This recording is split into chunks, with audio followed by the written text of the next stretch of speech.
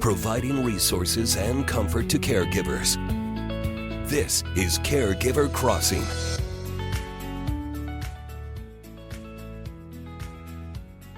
Good morning, everyone. Welcome to Caregiver Crossing, and thanks so much for being here. If it's your first time, you should know that this show, Caregiver Crossing, is brought to you by Joy's House and presented in partnership with Cardon and Associates. And we are right here with you every week to talk about all things caregiving. I am Tina McIntosh. Hi, Tina Bina. Who are you? Terry Lynn Stacy. Hi, Terry Lynn Stacy. And Noah Taylor is here too. Hi, Noah.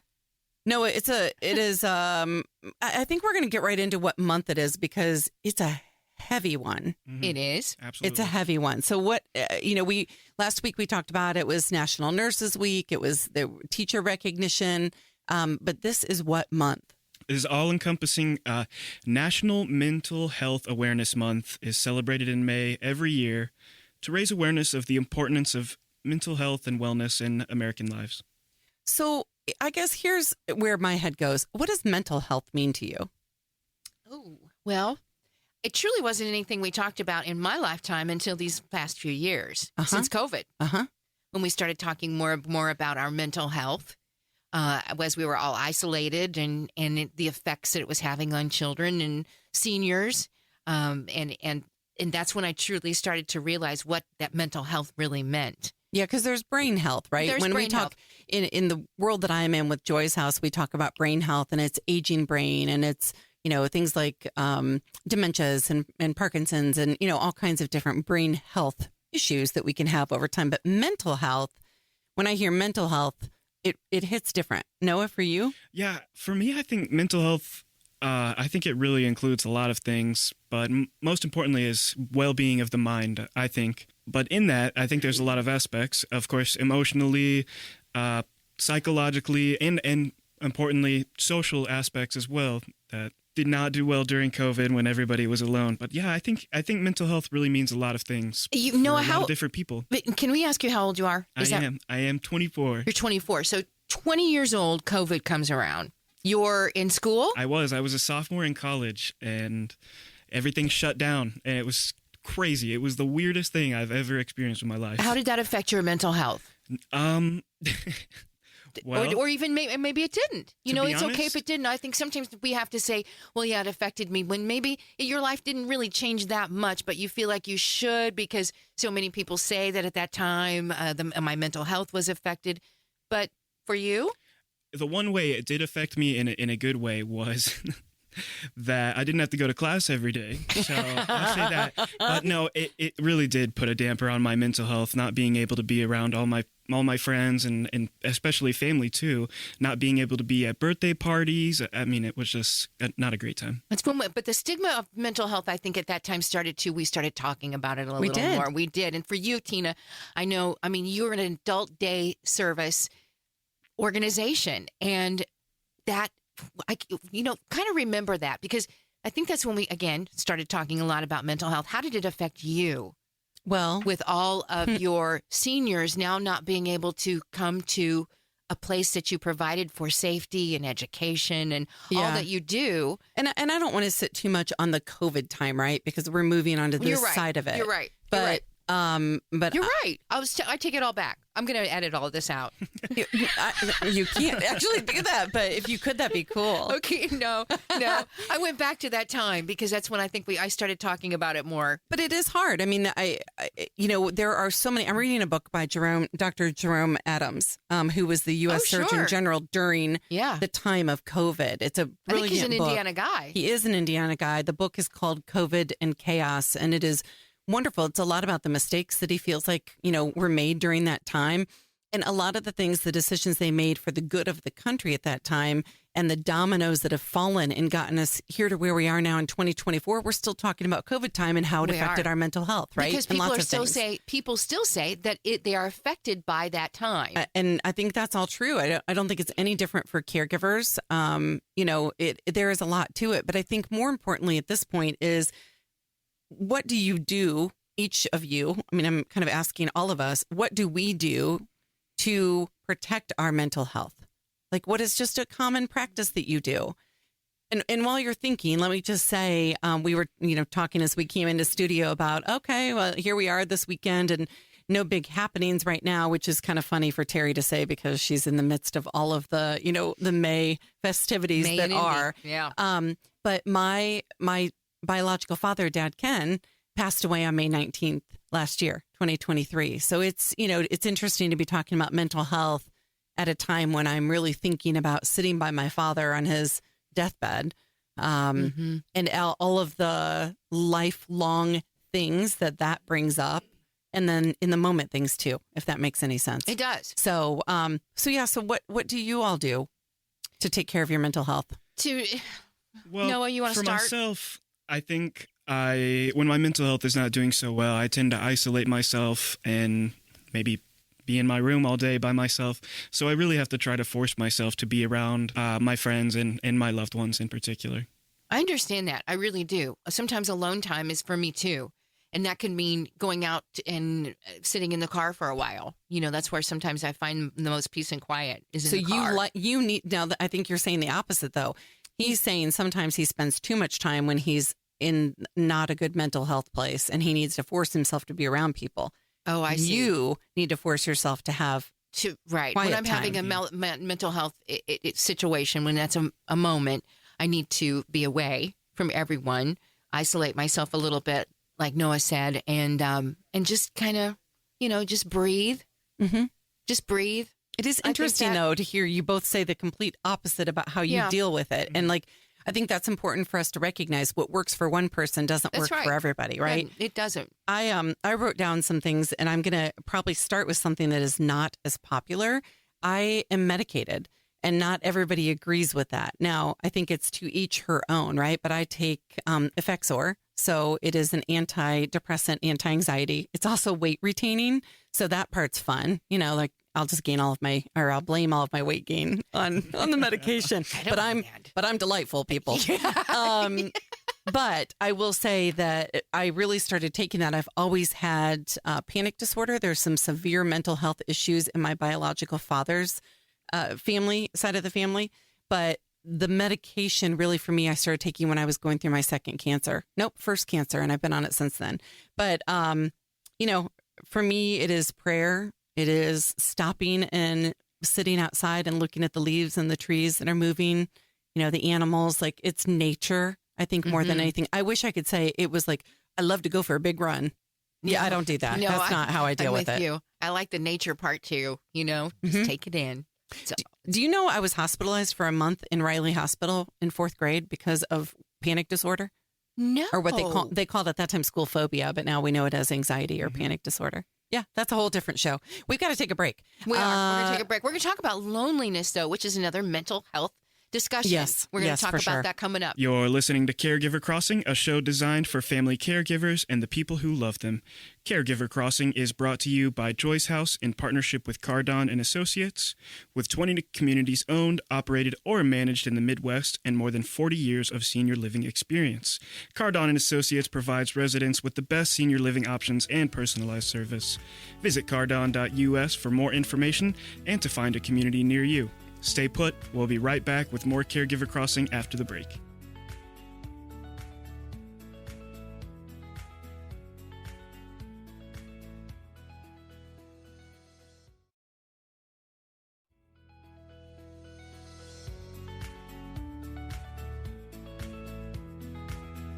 Welcome back to Caregiver Crossing. We're your hosts. I'm Tina McIntosh. Terry Stacy here. And Noah Taylor. Woo! And today we have with us on the phone Dr. Monica Williams-Farrelly, who is an early career scholar. Research interests have been focused broadly on life course origins of health and health disparities. And so not only is she a research scientist at Regenstreif Institute, she is also a research professor at Indiana University School of Medicine in the Division of General Internal Medicine and Geriatrics. Thank heavens. Is a lot, my friend. Right. Hi, Dr. Williams-Farrelly. Welcome to Caregiver Crossing. Thank you so much. Yeah, that's quite a mouthful, isn't it? Well, okay. It really is. It's interesting to me because we have, we're very blessed on this show to have important people like you who take your time to talk with us and help us as common people understand the important work that you're doing. And so, You have done some studies on, I understand, loneliness among older adults in this primary care population. Can you tell us a little bit about what that really means?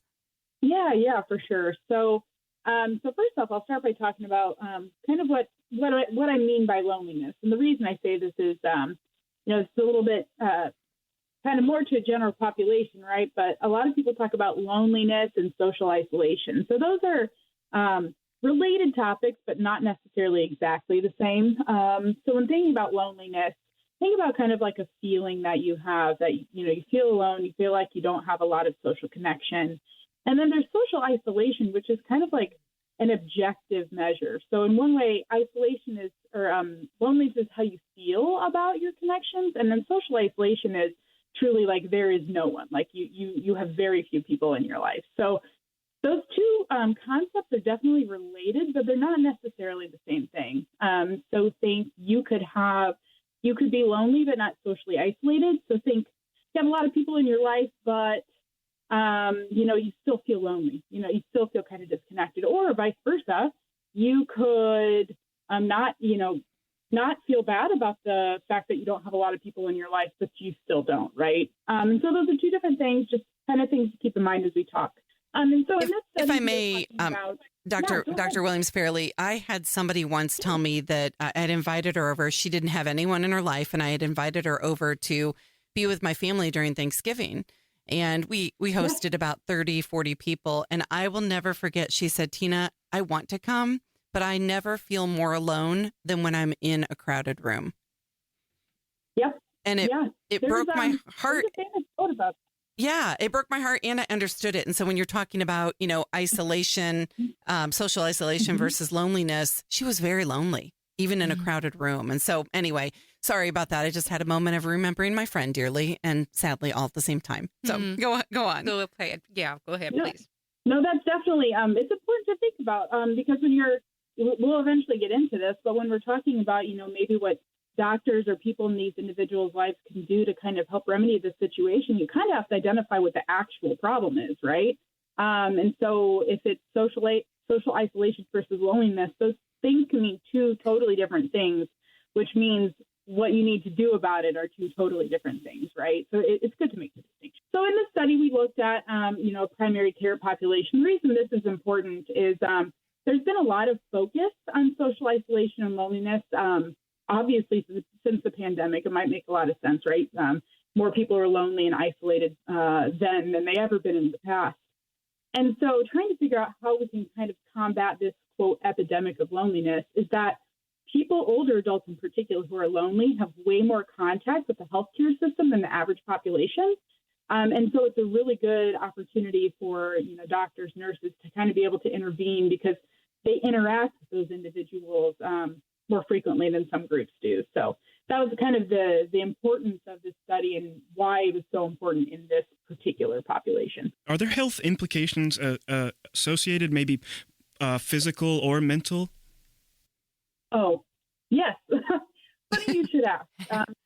I'm actually preparing another talk that I'm going to be doing, later this week. I was making a slide on kind of all the health outcomes that are related, and it is astronomical. So just going to rattle off a few here.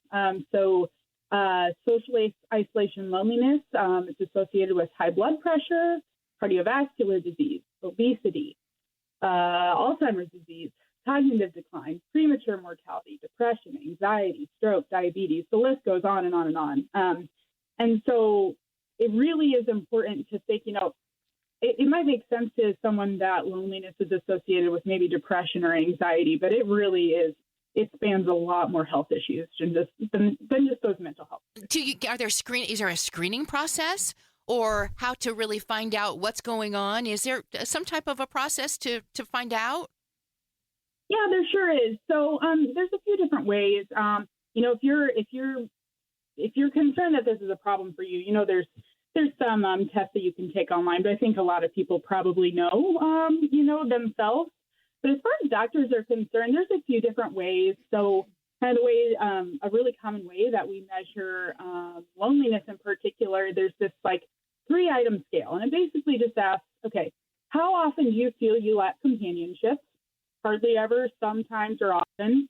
And that same scale for how often you feel left out and how often you feel isolated from others. So from a perspective of a primary caregiver, you don't have a lot of time with your patients, right? But those 3 questions don't take that long to ask. And social isolation, on the flip side, is even easier to ask, right? Are there people in your life, and how many?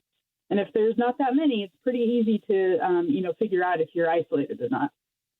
So there's this thing called circle of friends. It's a concept when it has to do with loneliness. What is that, and how does it improve health outcomes?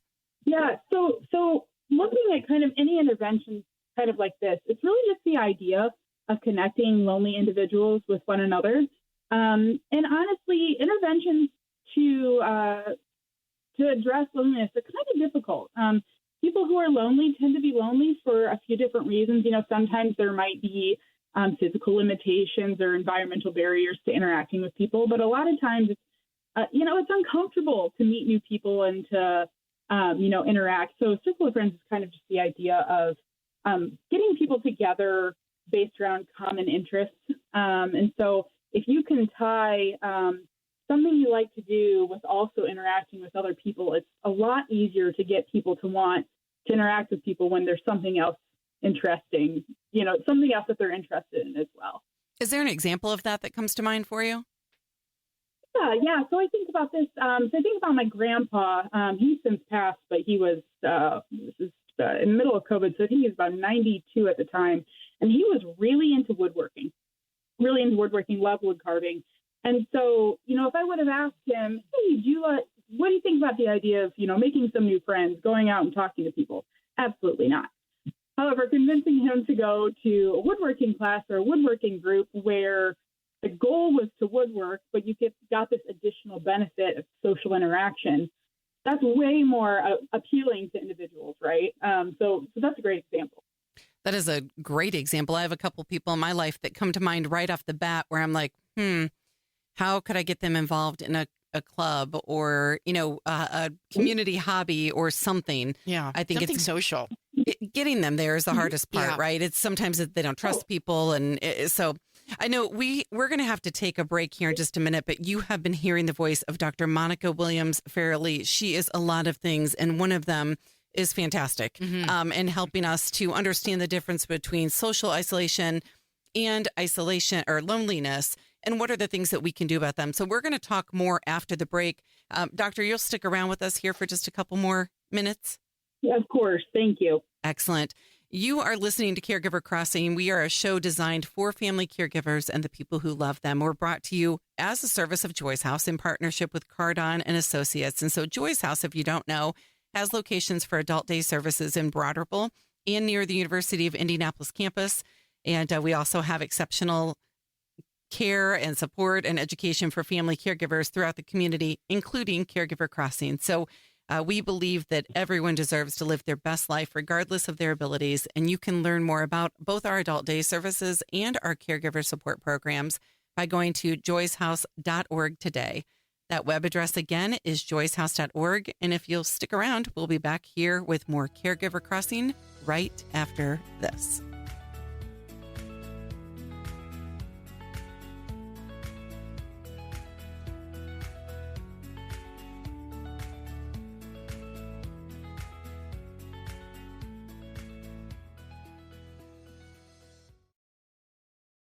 We're back on Caregiver Crossing. I'm Tina McIntosh in studio with Tara.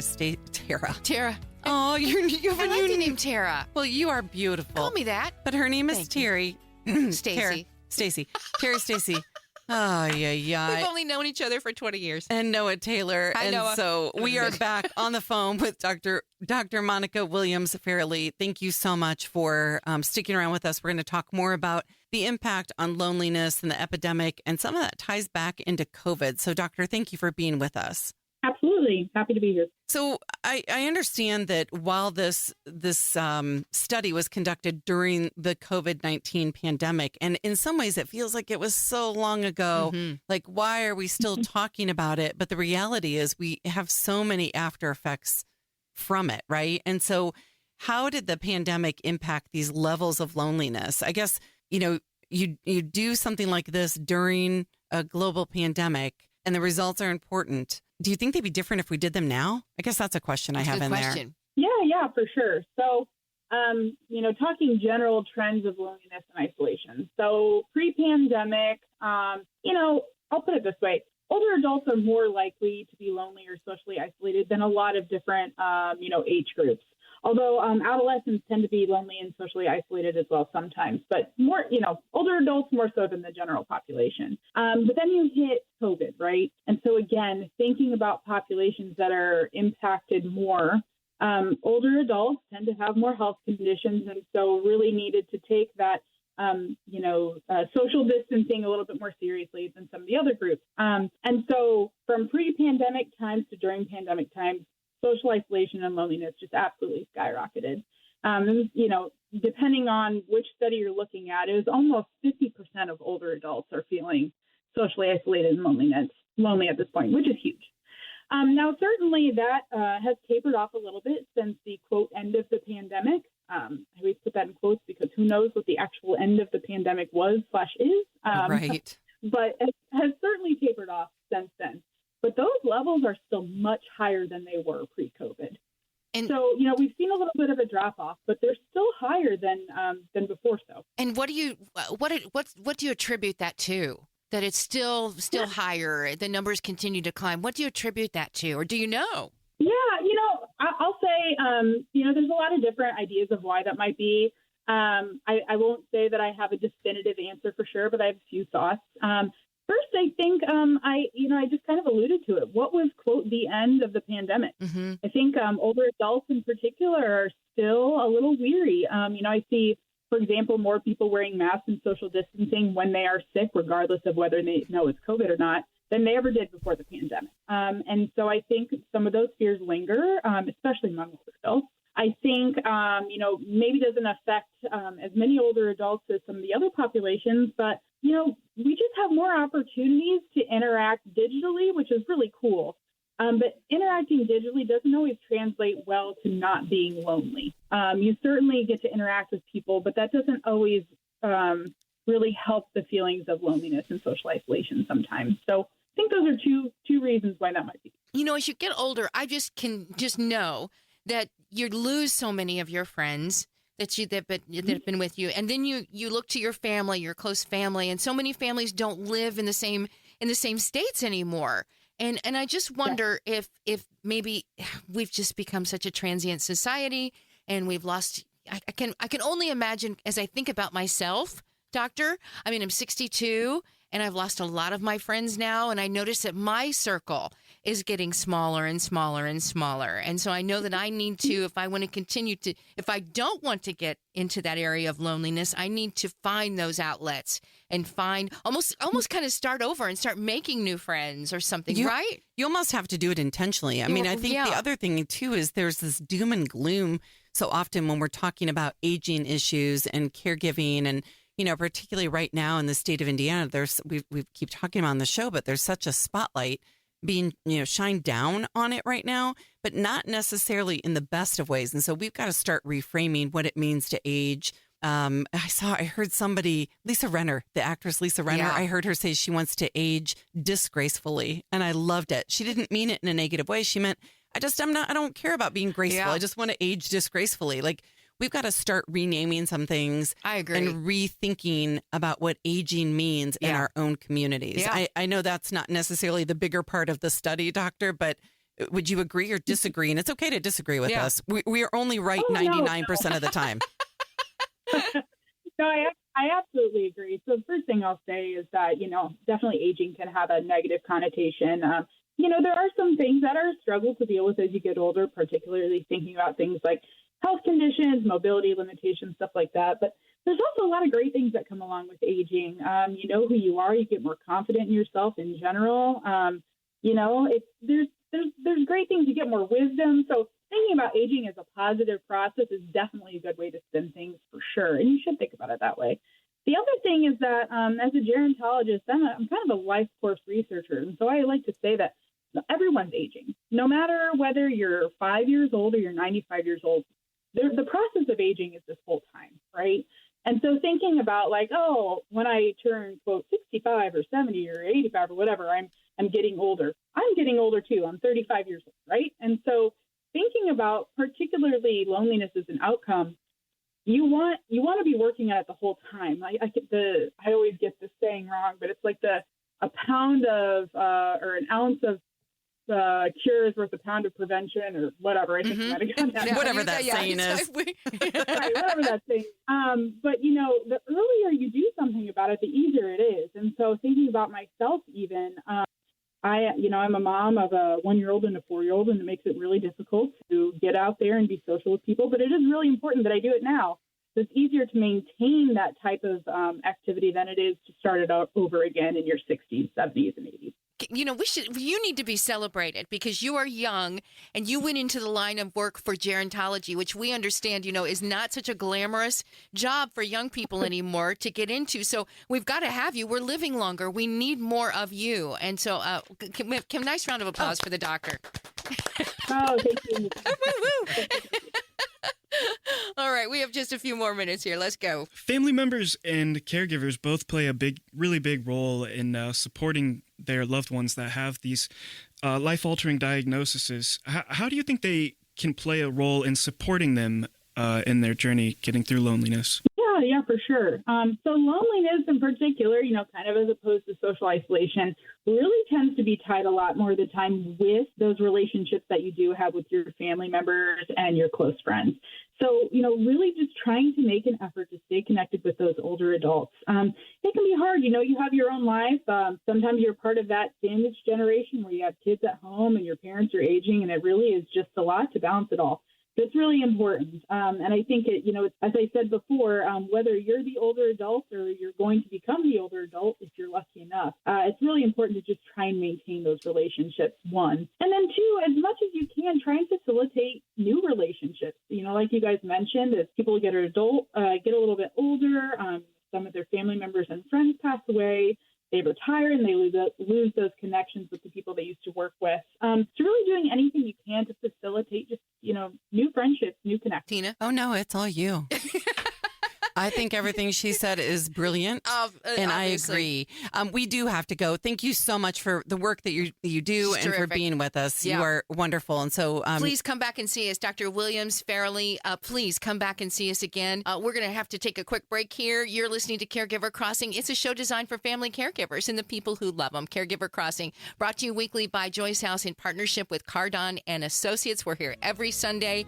If you need anything, if you want to hear past episodes, go to the website, again, is caregivercrossingradio.org. Don't go anywhere. We'll be right back with more Caregiver Crossing after this. Welcome back to Caregiver Crossing. Thank you so much to Dr. Williams-Farrelly for being here and for sharing so much about her study. I think that kind of stuff is fascinating, and I'm glad she's smarter than me too. Me too. I enjoyed her very much. All right, today we want to shine a spotlight on the incredible resilience and strength of caregivers because they still have to balance their mental well-being amidst. No. Oh, boy. You can do it. I can. A mental well-being. Along with the challenges of caregiving? Yes. I just had a mental moment. It's okay. I did. Amidst is a hard word to say. Amidst is a hard word to say, and I knew no matter what, I was not going to be able to say it. But I could tell that's what you were trying to say. I have these new fake teeth. Okay. Oh. Just one. And on occasion. So a new today, fake tooth. Right. Tooth. But it is causing me a lot of thithith. Oh, yeah. Yeah. I'm having thithith. Yeah. And so when I went to say that word, I felt my teeth not wanting to rub against my tongue. Well, I think we're going to have to pay attention to that. Listener, if you can let us know if Terry is doing too much, that would be great. I'll have to have them shaved down. So we were talking about anxiety. Yeah. I was explaining at the top of the show that I've taken medication for 12 years now for anxiety. And I didn't know. Which is so hard to believe because I wouldn't think, knowing you, first of all, that you are taking a medication. Yeah. And for second, it would be for anxiety because you are such an extrovert and you speak in front of thousands of people. I mean, it's just, it surprises me that you have anxiety issues because you are such an extrovert. I don't try to hide it, but I can tell you I can have, and I don't have anxiety attacks like I used to. I mean, when I was a freshman in college, I almost failed out of Ball State. God love him for keeping me around because I didn't go to my classes, because what happens is you start having anxiety issues, in a certain place, and then you don't want to go back to that place. So you avoid that place. And that's how people become agoraphobic, as you start to bring in your comfort into smaller and smaller spaces until you eventually just aren't leaving your home. But I have had anxiety issues my entire life. I mean, is it rooted into something specific that you know of, or when it started to occur, or what made it happen? I think in part, yes, there are a couple things that I can't really say on air. Okay. And it's just how I'm made. So my dad that passed away a year ago, his biological family, we've come to find out, has some severe mental illness. I mean, severe, and that has resulted in suicides and just horrible choices in life. And my dad was an addict. He was an alcoholic and was addicted to morphine at one point or two or more throughout his life. And I'm grateful that mental illness in me is anxiety, because I can deal with that. Yeah.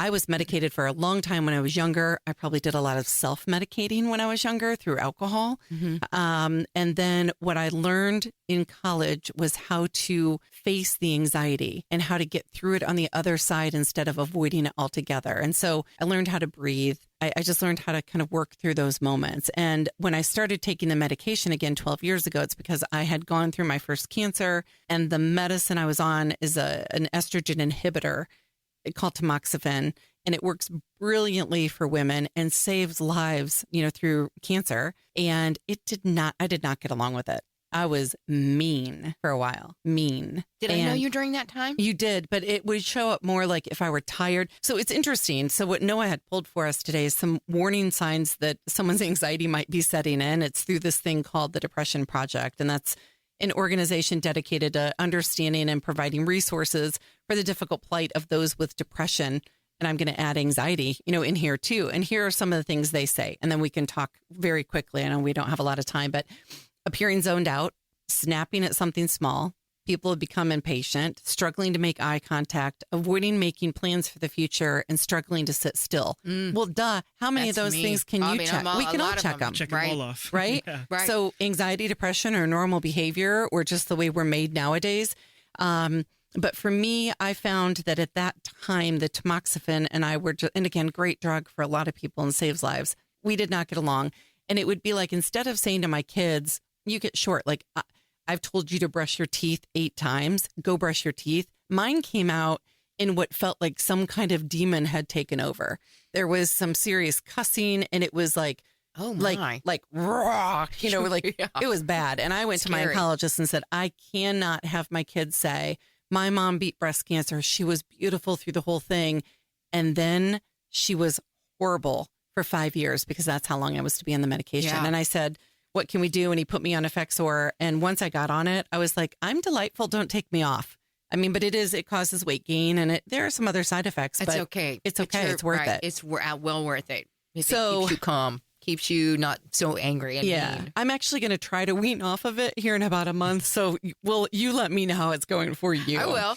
But, I think people need to get help where they need to get help. I do too. And whatever that means. And there are varying degrees. But yeah, I mean, Terry, I could speak to, I could stand up and speak to, 100 people and have an anxiety attack, and you would never know, because now I've Amazing. learned how to work through it. It's amazing. It really is.